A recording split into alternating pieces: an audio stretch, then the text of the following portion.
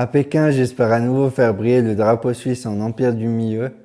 Et oui, malheureusement pour vous, il faudra à nouveau se lever très tôt le matin, mais en espérant que ça sera pour la bonne cause.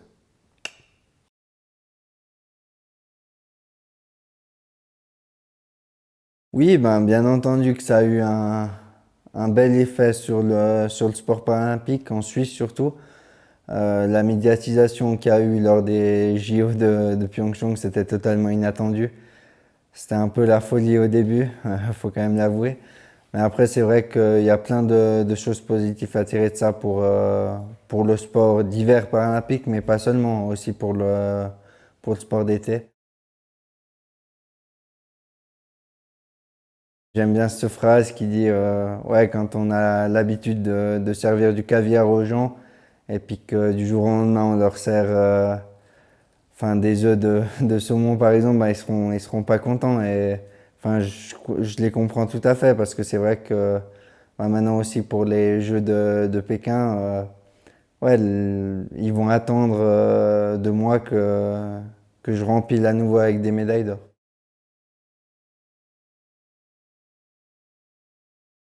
J'ai eu 2 saisons maintenant qui n'ont pas été faciles. J'ai eu une blessure à la cheville la saison passée.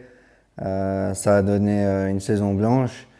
Donc c'était pas facile aussi pour la tête, pour le côté mental. Il a fallu aussi beaucoup travailler parce que c'est vrai que enfin, j'avais toujours l'habitude d'être devant, d'être en tête. Et maintenant, ben, je dois me battre dans une autre position qui est celle du chasseur.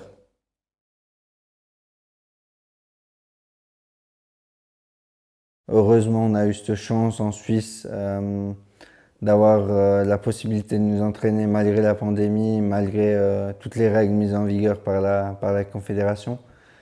Donc beaucoup d'entraînement physique pour au final un peu moins de ski. Mais c'est vrai que voilà, il me manque des kilomètres, mais il me manque aussi plein de choses au niveau physique. J'ai plein d'adaptations encore à faire, d'optimisation à faire sur le physique.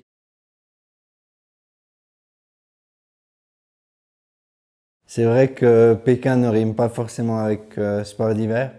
Mais après, ben, par exemple, si je prends l'exemple de Pyeongchang, c'est vrai qu'on s'y attendait pas non plus à avoir des flocons tous les jours sur les pistes de ski et ce côté hivernal justement. Après, ben, Pékin, ça sera d'autres Olympiades, d'autres JO qui seront différents, c'est clair, mais enfin voilà, je crois qu'ils mettent actuellement tout en œuvre aussi pour que ça soit de beaux Jeux d'hiver. C'est assez perturbant. Normalement, on a toujours l'habitude d'aller faire des test events une année avant les Jeux sur place. Cette année, ça ne sera pas le cas, donc on arrivera la saison prochaine directement euh, sur place et voilà, on découvrira la piste en même temps que tout le monde. Pour l'incertitude, on n'y peut rien en quelque sorte en tant qu'athlète. Faut s'adapter à ça. Et après, ben, c'est vrai que si on a la possibilité de concourir et de ne pas rester inactif, parce que ben, pour moi, je pense que le côté inactif de la compétition aura un plus ou moins gros impact sur les Jeux de l'année prochaine.